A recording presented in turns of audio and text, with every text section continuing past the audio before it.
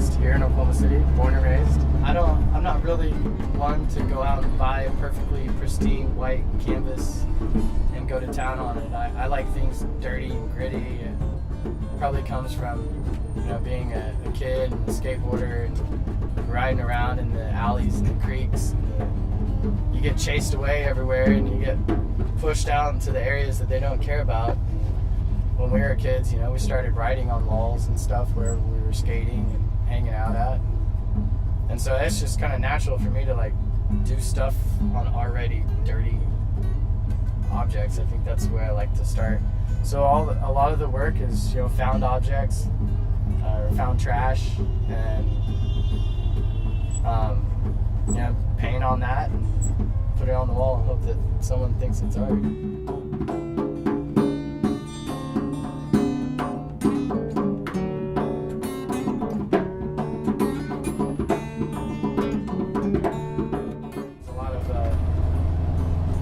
Influence from Eastern type of religions, or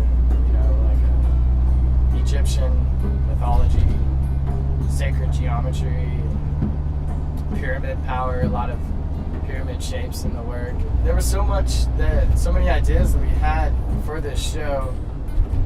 Part of the newspaper boxes, those were meant to we thought, well, this is just junk. Poppe was throwing them out. They were in a big pile to be demoed. And I asked them, I said, if you're just going to demolish these, can we have them? And they said, yeah, what are you going to do with them? I said, paint them. They looked at me funny and they said, sure, you can have them.